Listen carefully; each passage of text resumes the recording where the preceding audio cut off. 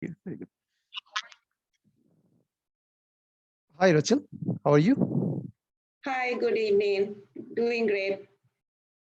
Okay, Rachel. So it's really nice talking to you. Could you please introduce yourself? Yeah, so I currently work for a company. It's an investment bank, which has been in operation for the past 22 years in Sri Lanka, and I have been here actually for the past 10 years.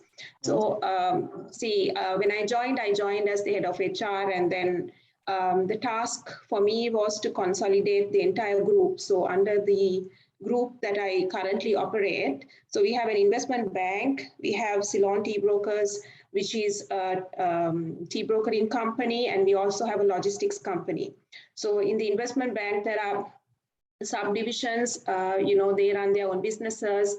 The Ceylon Tea Brokers, they run their own business, and the other one, the logistics, is also an independent company. So my task was 10 years back to consolidate this entire operation and bring it into one centralized HR unit at group level. So now it's fully centralized, and I also have worked on taking the similar investment banking HR operation to Bangladesh recently, where we established a stockbrokering firm, and we partnered with a merchant bank in Bangladesh. So again, setting up a team, establishing the HR processes, hiring, taking care of the people, making sure that things fell into place. So that was my part during the latter part of last year.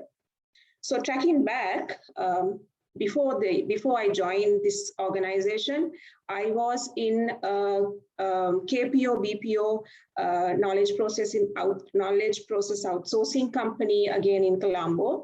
It was a multinational again. It was the Aviva finance and accounting function, which was outsourced to Sri Lanka. So we had 350 accountants working, and I was hired as the senior manager HR to take care of the entire function. So I was around 4.5 years there before I left. I left the organization because I wanted to get a better, wider perspective of HR. So I think 10 years again here. So that led me here. And before I joined the KPO, I was also in the apparel sector. So I was working outside Colombo, and I was the manager in charge of taking care of all the executives and the officers and the senior managers in the organization. So there were 5 factories in the apparel sector, and I also led the HR in a similar manner. Okay, great. So, Rachel, can you tell me what is your vision for the HR department of your company? The vision here is actually we deal with a lot of the generation X and Z. So it's basically retaining all of these young people in the organization. It's very challenging because investment banking is very competitive. So the vision of the organization in terms of HR is people happen to be our main strength. So the vision in terms of HR is to make sure that we have a very solid platform in terms of operating and retaining people in the company. Okay, so do you consider the most challenging aspect of HR is retaining employees, or what do you consider the most challenging aspects of HR? Well, retaining people, because you need to keep people occupied, you need to give them challenging careers, you need to keep changing whatever they are doing in the current context. We are dealing with a set of different people altogether, and all industries are challenged by this. So I think the generation by itself has made the change in the job market and also across the globe. So I think retaining good people, hiring good talent, and nurturing them and making them feel part of the business, and also letting them champion the business is something that is challenging, I would say. Okay, very good. Okay, so Ruchir, if you are hired for this job, okay, so what will be the first thing you do? The first thing I would do is I would assess what the HR strategic objectives are, what the company stands for, what the company's competitive advantage is. I would also look at the current challenges that are faced by the company. I would rather do a deep dive into the HR current system to just analyze and see what sort of plan that should be put in place if I'm to take over. Okay, great. Okay, so what do you do to ensure the HR department's objectives are aligned with strategic goals? So it's continuous discussions with the business leaders in the organization, because in this current company I work at, we have stockbrokering, we have asset management, we have government securities, we have corporate finance. So it's 4 different units under one umbrella. And again, the Ceylon Tea Brokering Company, it's a different entity altogether. So it's how the business is driven is something that I need to understand on a constant basis. So the only way that I could drive the company in terms of HR and align it is by having constant discussions and strategizing according to the business units and its needs. So mainly people needs. Okay. Okay, so what can HR do to influence the company culture? So I think HR has to frontline. HR is not a support service like in the past.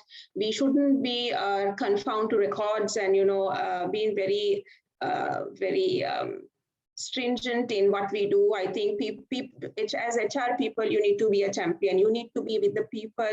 You need to know the pulse. You need to know what's happening. So I think HR having an active role in terms of an activity-based HR is something that I would recommend, and I would rather do it in a practical sense. Okay, great. So what steps would you take to ensure diversity in the organization? Okay, so at CAL, we have a comprehensive diversity, inclusive policy, diversity and inclusion, fair. We have gender pay. We make sure that it's a safe environment for people. And generally, when we interview, I generally don't even ask a person whether this person is married or whether this person has kids, or we don't actually value or we don't consider people's personal aspects when we hire. So that starts from day one. We only look into people, in terms of what they can bring to the table, the experience, the expertise, and how street smart they are. So I think it starts from the hiring process, and also internally we have very strong boundaries, and we have a lot of policy against discrimination, being fair against people, racial discrimination. And we have also taken steps. We did take steps in the recent past when we found certain gaps in terms of people's behavior. We have also taken steps to eradicate such behaviors in the company. So we have been actively taking care of diversity and inclusiveness at my current place. Okay, Richard. So I believe that you have developed a lot of policies because you have been working in HR for a long time. So can you describe a time you developed a new policy, and what did you do to make it work successfully?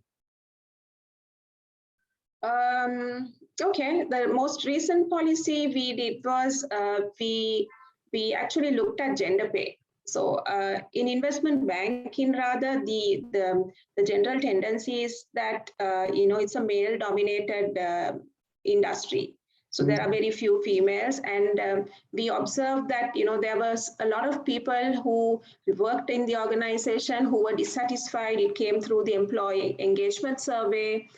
People started to start talking to HR, and some people started to be dissatisfied, and they also wanted to resign. So this was something that sparked during last year, I should say 12 months ago. And we thought that we should actively look at this. So what I did was I actually, rather than referring to policy outside, what I did was we did a proper analysis of how gender is taken care of when it comes to compensation in the company. It's not only compensation, but how many people got promoted in terms of gender, how many people got pay rises equivalent in similar job roles, similar job categories. So this comparison was done, and we took steps to make sure and put up a policy and say, irrespective of recommendations, we will make sure that our pay structure is aligned to accommodate gender diversity. So sometimes there is tendency where supervisor might say, no, I would like to give this person 10% below than the other person. She has a little bit more improvement to be done in terms of So I think that those biases needs to be eradicated. And if there is a proper decision to be made, irrespective of gender, it should be equivalent across the company. So that was something that we made sure we put into place, and I think it turned out to be good. Great. Okay, Rochelle. So how do you stay current and ensure compliance with employment laws? I didn't get you. Can you please repeat that question? My question is, how do you stay current and ensure compliance with employment laws? Okay, so there are companies, there are institutions, and there are establishments that we have affiliated with. So we are also connected with the Employees Federation of Sri Lanka. And also it's a matter of me, being up to date in terms of what happens in the labor law, in terms of labor law. So I think it's compliance that I get assistance in terms of getting advice from out, and I also do my own research in terms of staying compliant in the organization. So I see it's a very basic employment. What do you say? The employment. When it comes to the legal aspect of it, it is one sort of a set of acts that we have to follow.